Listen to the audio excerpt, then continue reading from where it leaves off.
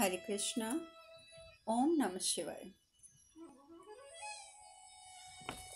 कल हमने कथा में विश्राम लिया था जब विनायक के धड़ पर गजराज का सर लगा दिया जाता है, वो पुनः जीवित हो जाते हैं और किस प्रकार से उनकी मल बुद्धि का अंत होता है और इस नए जन्म में वो अपनी बुद्धि का इस्तेमाल करते हुए क्या इंद्रदेव, क्या सूर्यदेव, क्या ऋषिगण, क्या नंदी, सबको क्षमा मांगते हुए परंतु उनकी गलतियां बताते हुए वो उन्हें शिक्षा देते हैं कि उन्होंने क्या क्या गलत किया।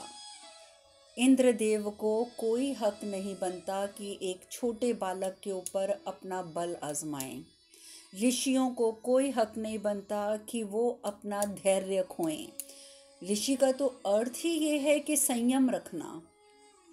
यहीं दूसरी ओर वो नंदी महाराज को भी ये समझाते हैं कि अगर महादेव का आदेश सर्वोपरि है तो माता पार्वती उनकी अर्धांगिनी है, तो कैलाश पर जितना अधिकार महादेव का है उतना ही माता पार्वती का है। और अगर नंदी महाराज ने माता के आदेश को भी महत्ता दी होती तो ये विनाश ना होता।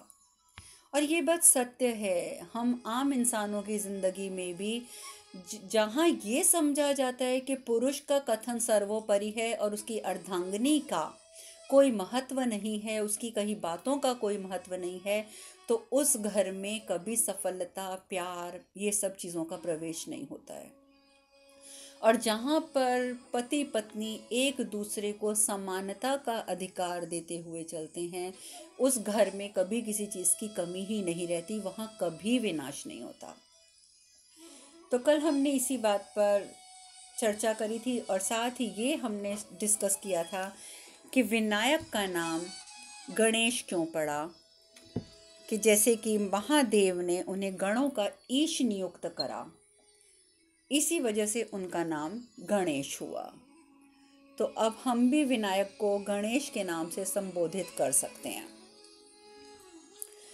इस प्रकार से जब सबसे क्षमा याचना कर लेते हैं गणेश जी, तो हर्षोल्लास का माहौल वहाँ बन जाता है। और जब वो सब कहते हैं कि अब हम नामकरण का जो उत्सव है वो हर्षोल्लास से मनाएंगे, तो जो गण प्रेत होते हैं वो क्या करते हैं कि भांग घोटने बैठ जाते हैं। गण प्रेत तो भांग पी सकते हैं, ऋषि मुनि नहीं पीते हैं, देवता लोग नहीं पीते हैं, लेकिन गण प्रेत तो पी सकते हैं। अब जब वो भांग घोटते हैं तो हल्की हल्की वो थोड़ी थोड़ी सी प्रसाद के रूप में देवताओं को भी दे देते हैं, पर ऋषि मुनि उन्हें हाथ नहीं लगाते।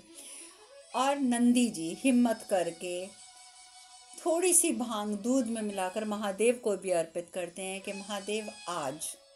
और महादेव जैसे ही नंदी का दिल नहीं दुखाते, वो दूध पी लेते हैं। लेकिन अब दूध पीने के बाद उनके अंदर खुशी तो उनके अंदर वैसे ही बहुत है आज विनायक को लेकर, क्योंकि वो जानते हैं कि जो नया जन्म हुआ है विनायक का, वो शुभता लेकर आया है, संसार में मंगल लेके आया है। तो इस वजह से प्रसन्नता तो उनके मन में पहले ही है, परंतु उसके बाद वो और प्रसन्न हो जाते हैं। सब जो गण प्रेत हैं वो नृत्य कर रहे हैं, अपने अपने गीत गा रहे हैं।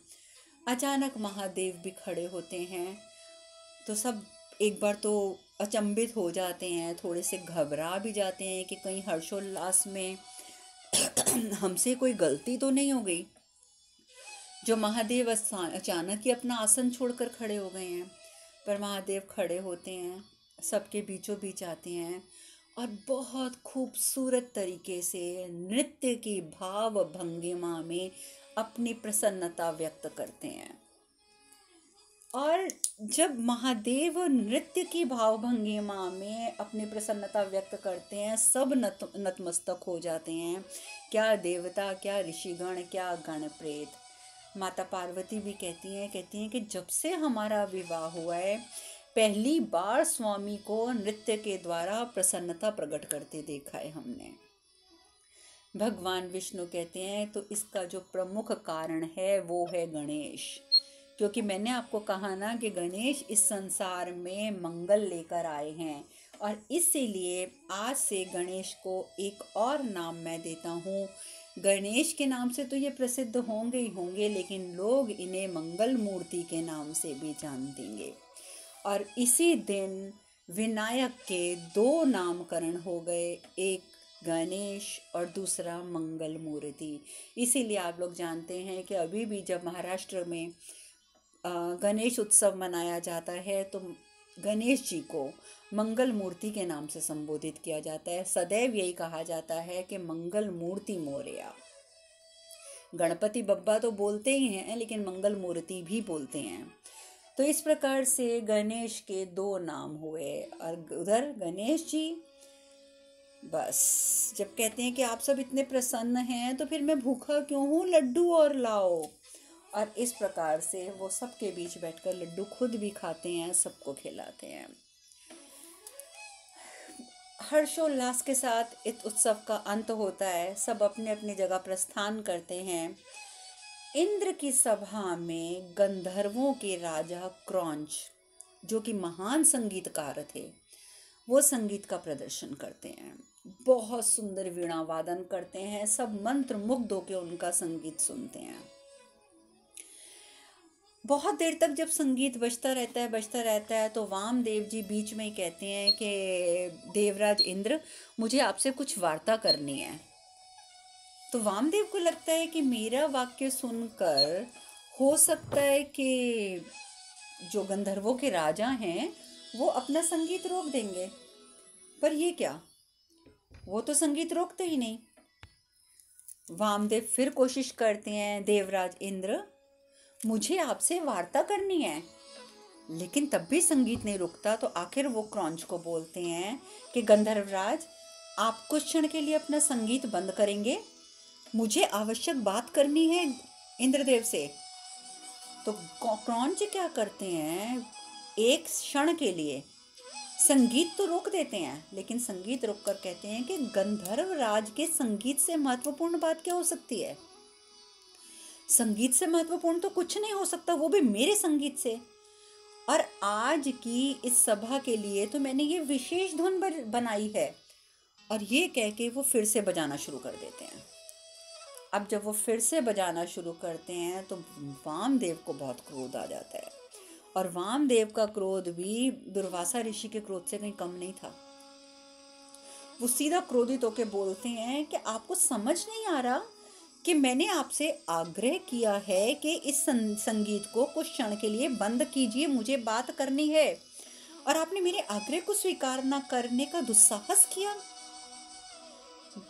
तो वो क्रौंच जो होते हैं वो कहते हैं, नहीं नहीं वामदेव जी, मैंने दुस्साहस नहीं किया, मैंने आपके आग्रह को नकारा नहीं है, मैंने तो बस इतना कहा है।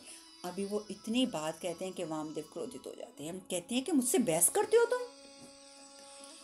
तुम मुझसे वामदेव से बहस करोगे, जाओ मूषक बन जाओ। और वो श्राप दे देते हैं गंधर्वराज क्रौंच को कि जाओ मूषक बन जाओ। सब हैरान, सब हैरान। और सबके देखते देखते उसी क्षण गंधर्वराज क्रौंच जो हैं वो एक बड़े से काले रंग के मूषक में परिवर्तित हो जाते हैं। इतना बड़ा मूषक, सब जो है वो उस मूषक को देखकर घबरा जाते हैं। कहते हैं कि ये क्या, इतना बड़ा मूषक, इतना बड़ा मूषक। मूषक के आकार से तो सबको घबराहट होती है। मूषक इधर उधर भागना शुरू कर देता है, चीज़ों के ऊपर कूदता है, सारे स्वर्ग की चीज़ों को तहस नहस कर देता है, तोड़ फोड़। अब सब घबरा जाते हैं। तो गुरु बृहस्पति जो होते हैं वो कहते हैं, वामदेव जी, आपने क्रौंच को श्राप देकर अच्छा नहीं किया। अब आप ही बताइए कि इस क्रौंच के श्राप के दुष्प्रभाव से इसको कैसे बचाया जाए। अब आप ही कोई उपाय बताइए। अब क्रौंच जो है वो आपको मैंने बताया कि गंधर्वराज थे और ऊपर से इंद्र के बहुत ही चहेते संगीतकार थे। तो बृहस्पति गुरु बोलते हैं कि देखिए वामदेव जी, आप जानते हैं कि इंद्र को ये बहुत प्रिय थे, तो आपको ऐसा श्राप नहीं देना चाहिए था। लेकिन अब मुझे खुद समझ नहीं आ रहा कि क्या उपाय किया जाए। अब आप ही कोई उपाय बताएं। वामदेव अभी कुछ उपाय सोच ही नहीं पाते, पर क्रौंच जिस प्रकार से मूषक बनकर तहस नहस करते हैं सामान को, बृहस्पति जी सीधे सीधे जाके बोल देते हैं, क्रौंच आप एक काम कीजिए, आप कैलाश की ओर प्रस्थान कीजिए, क्योंकि इसी में आपका हित है। और इस प्रकार से क्रौंच को गुरु बृहस्पति ये विनती कर देते हैं कि आप कैलाश चले जाइए। वामदेव कहते हैं कि ठीक है, आपका जो सुझाव है उचित है, क्योंकि ये जब वहाँ जाएंगे कैलाश पर तो गणेश ही इनका उद्धार करेंगे। अब इनका जो उद्धार होना है वो उन्हीं के हाथों संभव है। तो वो वामदेव भी कह देते हैं, ठीक है क्रौंच, आप जो है आप कैलाश की ओर प्रस्थान कीजिए। अब क्रौंच जो है वो कैलाश की ओर प्रस्थान तो करते हैं, रास्ते में जो गांव आते हैं गांव में तहस नहस करते हैं, क्योंकि भूख लगती है ना, इतना बड़ा मूषक है, भूख लगती है तो लोगों का अनाज खाना शुरू कर देते हैं, चीज़ें खाना शुरू कर देते हैं। लेकिन मूषक हैं इसलिए चीज़ों के ऊपर छलांग मार मार के उनका नुकसान भी करते हैं। कहने का अर्थ है कि मूषक बने क्रौंच ने हर जगह तबाही मचानी शुरू कर दी, लेकिन अभी वो कैलाश तक पहुंचे नहीं। उधर दूसरी ओर गणेश जी, उनके ऊपर हाथी का सर क्या लगा कि उनकी जो क्षुधा थी, भूख थी, वो हाथी के समान बढ़ गई। जो उन्हें खाने को दिया जाता, थाल के थाल वहाँ सजाए जाते और वो सब कुछ खा लेते। अब माता पार्वती मन ही मन में कहती हैं, महादेव हमारे पुत्र की क्षुधा पूर्ति में आपकी सहायता चाहिए हमें, क्योंकि इनकी तो क्षुधा ऐसे बढ़ती जा रही है कि ये शांति नहीं होते हैं खाकर। तो महादेव भी सर हिलाकर हाँ करते हैं। अब महादेव चाहते हैं कि किसी भी प्रकार से गणेश जी की यानी कि विनायक की क्षुधा शांत करने के लिए उन्हें हर प्रकार का ज्ञान देना आवश्यक हो गया है। वो बड़े प्यार से गणेश जी को अपने पास बिठाते हैं। तो गणेश जी अपने पिता को घूरते जा रहे हैं, तो महादेव बोलते हैं, गणेश तुम मुझे इस तरीके से क्या देख रहे हो, क्या तुम्हारे मन में कोई प्रश्न है? तो गणेश कहते, पिताजी मैं ये जानना चाहता हूँ कि आपने ये जो भी धारण किया है वो क्यों धारण किया है? ऐसी वेशभूषा तो किसी की भी नहीं है, और मेरे मन में तो ये प्रश्न बहुत समय से चल रहा है, और भी कई प्रश्न चल रहे हैं। तो महादेव कहते हैं कि पुत्र तुम जो भी पूछना चाहते हो ना, निसंकोच पूछो, तुम्हारी जिज्ञासा को शांत करना मेरा कर्तव्य है। तो पर गणेश जो है वो चुप हो जाते हैं। महादेव कहते हैं, अच्छा शायद तुम्हें प्रश्न पूछना नहीं आ रहा, चलो तुम मुझे ज़रा वो बताना, तुम उस दिन मुझे क्या कह रहे थे कि तुम्हारी माता जो है वो सबसे सुंदर है, राजकुमारी की तरह है, बहुत सुंदर है, तुम क्या कहना चाहते थे? अब गणेश जी को मौका मिल जाता है बात करने का। गणेश जी कहते हैं, पिताजी मैं ये कह रहा था कि माता तो बहुत सुंदर है, बिल्कुल राजकुमारी है, और माता कितना श्रृंगार भी करती है, और आप तो जटाधारी जोगी के भेष में हैं, आप ऐसे क्यों रहते हैं पिताजी? मतलब मेरा कहने का तात्पर्य ये है कि माता इतनी सुंदर है तो माता ने आपको पसंद कैसे कर लिया?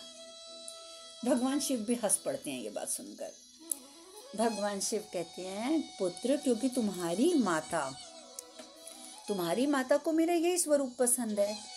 मैंने एक बार तुम्हारी माता के लिए अपना रूप बदला था, मैंने रूप बदल लिया था, राजकुमार की तरह बन गया था, लेकिन तुम्हारी माता को मेरा यही स्वरूप पसंद है, तो मैं क्या करूं? इसलिए मैं फिर से वही बन गया। तो गणेश जी कहते हैं, और ये डमरू, ये त्रिशूल, ये सर्प, ये भस्म, इस रूप में ऐसा मनमोहक क्या है कि माता को आपका ये रूप इतना पसंद आ गया? भगवान शिव कहते हैं, अरे तुम्हारे प्रश्न तो बहुत बड़े होते जा रहे हैं। अब तुम मेरे डमरू के बारे में जानना चाहते हो, त्रिशूल के बारे में जानना चाहते हो, भस्म के, सर्प के, इन सब के बारे में जानना चाहते हो। मैं सब कुछ तुम्हें एक साथ तो नहीं बताऊंगा पुत्र, मैं तुम्हें थोड़ा थोड़ा करके ये समझाऊंगा, और जैसे जैसे तुम्हारी शिक्षा आगे बढ़ती जाएगी वैसे वैसे तुम्हें स्वयं हर चीज़ का ज्ञान मिलता जाएगा कि मैंने जो जो चीज़ें धारण कर रखी हैं उन सब का क्या महत्व है। पर आज मैं तुम्हें ये चीजें समझाना शुरू करता हूँ पुत्र पुत्र पुत्र। और भगवान शिव अपने पुत्र को समझाना शुरू करते हैं। भगवान शिव कहते हैं कि इस संसार में, सृष्टि में 3 गुणों का सामंजस्य है, सत्व गुण, रजस गुण और तमस गुण। और संसार का नियमित रूप से चलने के लिए इन तीनों गुणों का संतुलन जो है वो अनिवार्य है। और ये जो मेरा त्रिशूल है ना, त्रिशूल में आगे 3 मुख बने हुए हैं, तो मेरा ये त्रिशूल तीनों गुणों का प्रतीक है। तीनों गुणों का आपने देखा होगा कि त्रिशूल के जो आगे 3 मुख होते हैं वो तीनों समान होते हैं, छोटे बड़े नहीं होते हैं। तो भगवान शिव कहते हैं कि मेरा ये जो त्रिशूल है ये तीनों गुणों का समन्वय बताता है कि तीनों गुणों का समान रूप से इस धरती पर, इस सृष्टि में रहना अनिवार्य है, तभी संतुलन बना रहेगा। तो गणेश जी कहते हैं किंतु ये तीनों गुण कैसे होते हैं पिताजी, क्या होते हैं? तो भगवान शिव तीनों गुणों के उदाहरण देते हैं, आप भी वो ध्यान से सुनिए। भगवान शिव कहते हैं कि प्रकाश, ऊर्जा, क्रोध, आवेश, गति, परिवर्तन, आकांक्षा, ये सब जो हैं ये राजसिक गुणों के उदाहरण हैं। और जो हमारा जन्म होता है और जो हमारा बचपन होता है, बालपन होता है, ये भी राजसिक गुण का उदाहरण है। उसी प्रकार अहंकार, अज्ञानता, आलोचना, ईर्ष्या, द्वेष, मृत्यु, वृद्धावस्था, ये सब तामसिक गुण के प्रतीक हैं। और तुम देख सकते हो पुत्र कि इन दोनों का संतुलन बनाए रखना पड़ता है, और इन गुणों का संतुलन बना रहेगा तभी संसार का कल्याण है, और इस कल्याण हेतु संतुलन अनिवार्य है। किंतु उसके लिए अनिवार्यता है कि उनके समक्ष एक तीसरा गुण भी हो, और पुत्र वो गुण होता है सात्विक गुण। शुद्धता, जगत कल्याण के प्रति समर्पण, पवित्रता, समर्पण, यौवन, परिश्रम, विकास, निरंतरता, सत्य, आत्मविश्वास, उदारता, आध्यात्मिक ज्ञान में रुचि, संसार की सुंदरता, ये सब जो हैं ये सत्व गुण के लक्षण हैं। समझे मेरे पुत्र? और इस प्रकार से तीनों गुणों में क्या क्या लक्षण हैं ये भगवान शिव ने आज हमें समझाया। तो गणेश जी कहती हैं ये तो मैं समझ गया कि तीनों गुणों से ये संसार चलता है, उसकी निरंतरता के लिए तीनों गुणों को नियंत्रण में रखना और तीनों गुणों में सामंजस्य बनाकर रखना आवश्यक है, मैं समझ गया। परंतु पिताजी ये भस्म, भगवान शिव कहते हैं कि मृत्यु के पश्चात देह जलाने के बाद सब कुछ नष्ट नहीं होता है, भस्म रह जाती है।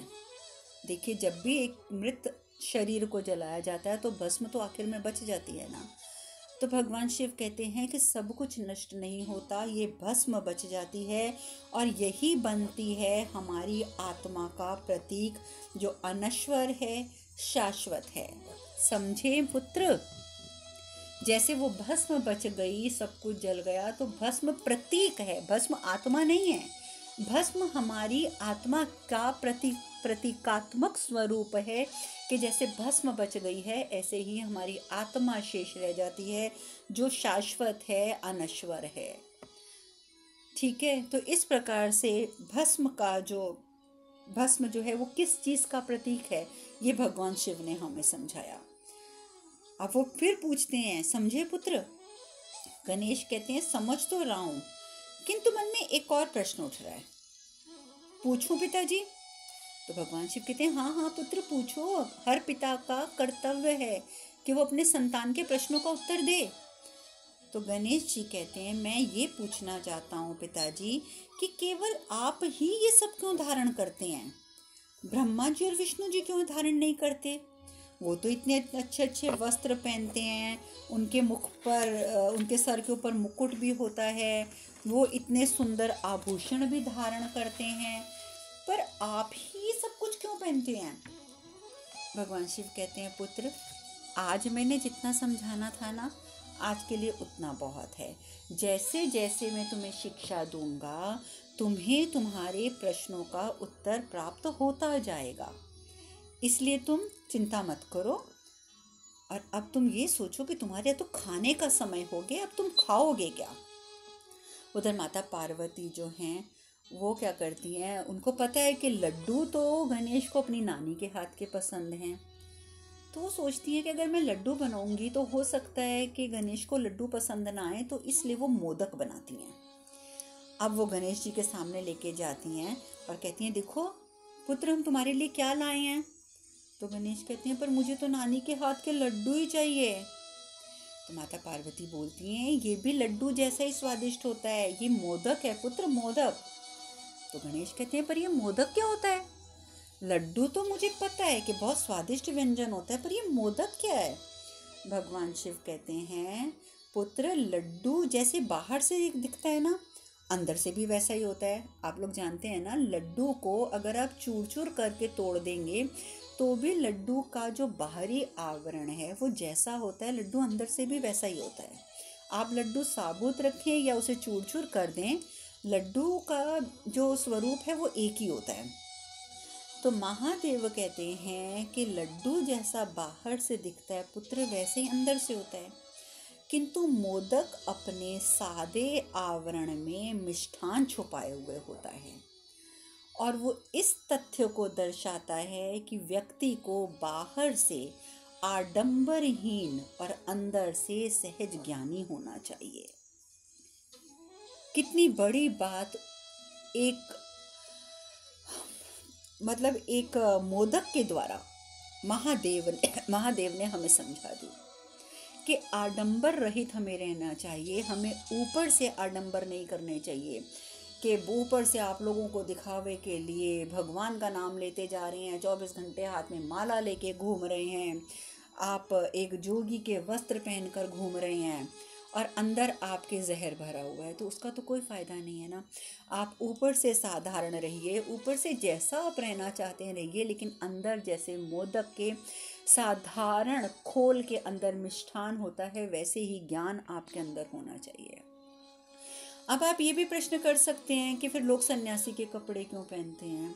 वो सिर्फ इसलिए, मैं भी अगर सिर्फ ऑरेंज पहनती हूँ, भगवा पहनती हूँ, तो कारण ये है कि जब हम एक दीक्षा प्राप्त कर लेते हैं कि हम सन्यास की ओर अग्रसर हो रहे हैं, तो हमें वस्त्रों का, इस प्रकार के रंगीन वस्त्रों का त्याग करना पड़ता है। ये एक नियम है, तो इसको हम आडंबर नहीं कह सकते, ये एक सन्यास का नियम होता है कि किस प्रकार का भोजन, सादा भोजन करना है और किस प्रकार के साधारण कपड़े पहनने हैं। तो ये, लेकिन मैं आपको आडंबर की बात कर रही हूँ। लोग माला लेके घूमते रहेंगे, माला का जाप करते रहेंगे 24 घंटे और मन ही मन लोगों के बारे में आलोचना करते रहेंगे, बुराइयां करते रहेंगे, तो उन आडंबरों का कोई फ़ायदा नहीं है।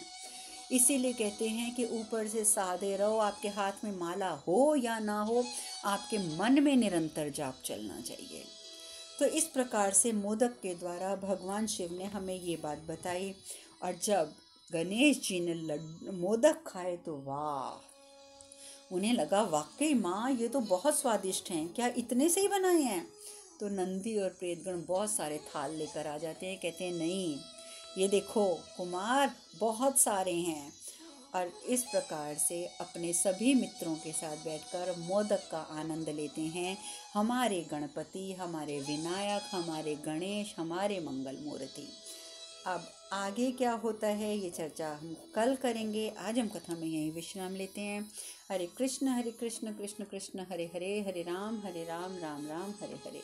आप सब खुश रहें, सुखी रहें, स्वस्थ रहें। हरे कृष्णा। ओम नमः शिवाय, ओम नमः शिवाय, ओम नमः शिवाय।